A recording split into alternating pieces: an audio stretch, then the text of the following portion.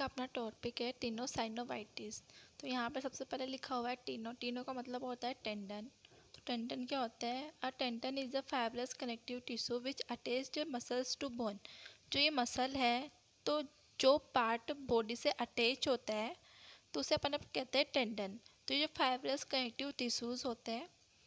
Okay, तो अब देखते हैं टिनोसाइटिवाइटिस। तो टिनो में देख लिया अपन टेंडन क्या होता है। उसके बाद है साइनोवाइटिस। आइटिस का मतलब होता है अपना इन्फ्लामेशन।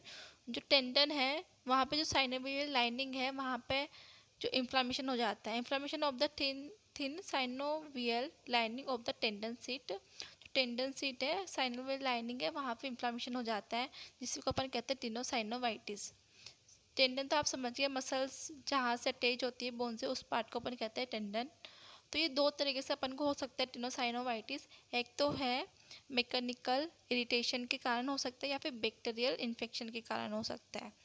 तो मैकेनिकल इरिटेशन का मतलब क्या है? जब अपन बार बार जो मूवमेंट करते हैं उस कारण से जो मैकेनिकल इरिटेशन है, या फिर कुछ ज़्यादा जोर से अपन प्रेशर लगा के वर्क किया है तो उस कारण से अपन को हो सकता है टिनोसाइनोवाइटिस।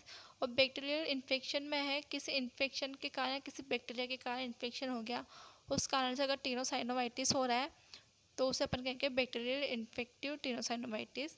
तो इन दोनों के बेसिस पे अपन इसको टू टाइप से क्लासीफाई किया है।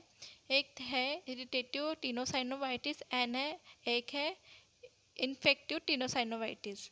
इस यहाँ पे स्ट्रक्चर भी है टेंडन, यहाँ पे इसकी साइनोवियल सीट। तो अब देखते हैं इरिटेटिव टिनोसाइनोवाइटिस। ये कॉमनली अपन को देखने को मिलता है टेंडन ऑफ द हेड। जो टेंडन होता है, हेड होता है टेंडन का, वहाँ पर, और वहाँ पर पेशेंट को पेन होगा और वहाँ पे अपन को स्वेलिंग भी देखने को मिलेगी जिस जगह पे हो रहा है। तो अपन इसका ट्रीटमेंट कैसे करेंगे? इसका ट्रीटमेंट करने के लिए, जब अगर मान लो वो एक्यूट कंडीशन में है तो अपन उसको रेस्ट करने के लिए कह सकते हैं। उसको ज़्यादा पेन है तो अपन उसको एनाल्जेसिक दे सकते हैं। अल्ट्रासोनिक थेरेपी अपन यूज़ कर सकते हैं पेशेंट के ऊपर। उसके बाद जो हाइड्रोकोर्टिसोन के जो इंजेक्शन होता है वो पे अपन उसको लगा सकते हैं इसको ट्रीट करने के लिए।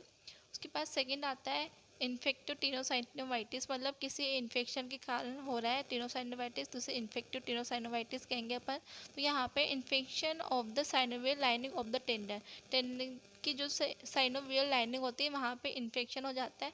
तो इन्फेक्शन होता है दो तरीके से, बाय पायोजेनिक या फिर ट्यूबरकुलर बैक्टीरियल इन्फेक्शन। इन दोनों के कारण अपन को ये हो सकता है। यही अपने सेम देखा था बरसा में। बरसा में इस तरह से दो तरह से क्लासीफाई किया हुआ था। तो इन्फेक्टिव टिनोसाइनोवाइटिस में क्या होता है? पायोजेनिक इन्फेक्शन के कारण हो रहा है।